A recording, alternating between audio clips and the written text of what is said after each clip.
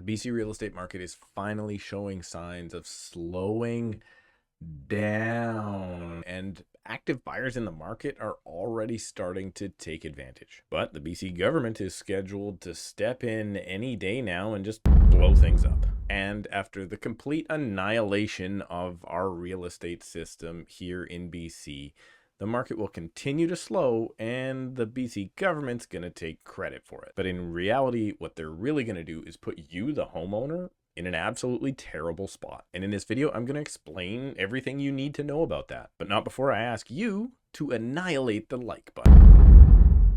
Nice.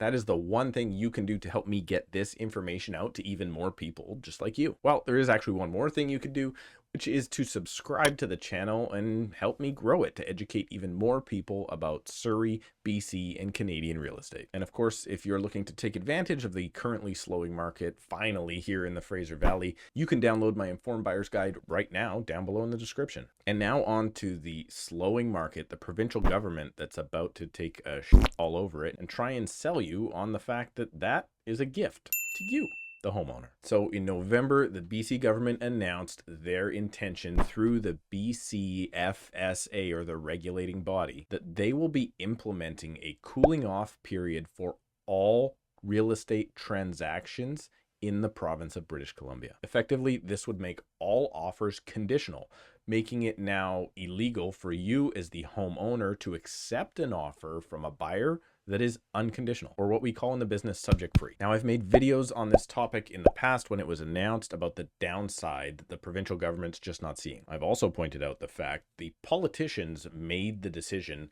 they handed their decision to the regulator, and then they said, now that we've fixed the problem, let's try and figure out how we should do it and if it's even possible. Yep, they made the decision to implement the plan before consulting with any experts, any economists, or really determining what such an effect would have on the market, or damage that it could or most likely will do to homeowners like yourself. And their intentions were good. However, you can't make rules for a market condition because market conditions change. And now that we're entering a slower market, subjects are already coming into almost every offer I've dealt with over the last few weeks. And this means that the legislation that is not yet in place but will be brought in soon is already out of date. On this topic, the BCREA, or the Association of Realtors here in the province, just recently released a white paper. Basically what this means is all the real estate agents got together and tried to put together a report to show the provincial government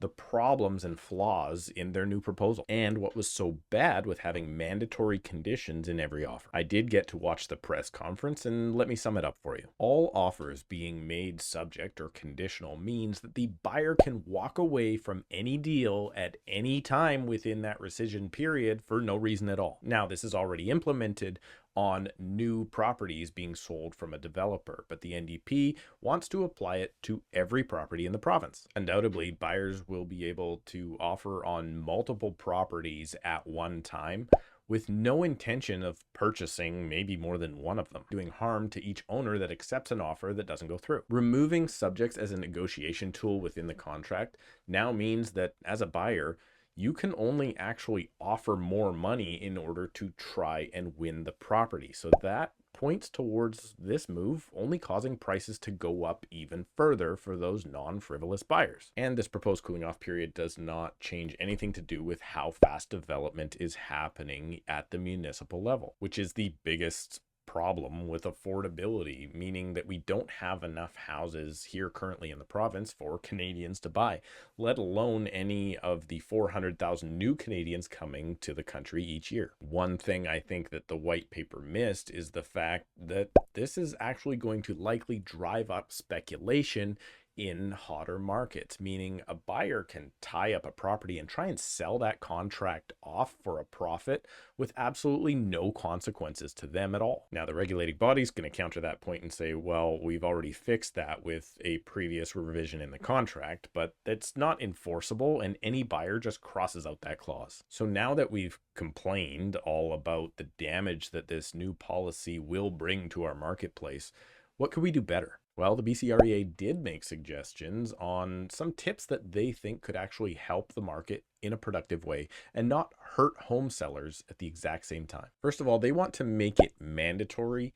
that any property is exposed to the market for a minimum of 5 business days before the seller is allowed to look at any offers or accept any offers. This would give any buyers the opportunity to do their due diligence in advance of writing any offers. I don't know, they could maybe even arrange for a home inspection in advance. And what it will do is take off the pressure of a buyer feeling like they have to present an offer before they're ready on a house that they know little or nothing about. And I actually think that that would be good and protect the buyer. Second, the BCREA suggested that property disclosure statements become mandatory. And if you're wondering what a property disclosure statement is, I just recently covered it in this video. But basically in the current system, the seller has the option to not provide this document, either if they don't want to, or maybe they're trying to cover something up, or if they don't live in the property. So making the PDS mandatory is a great thing, because what it's going to do is increase transparency in the transaction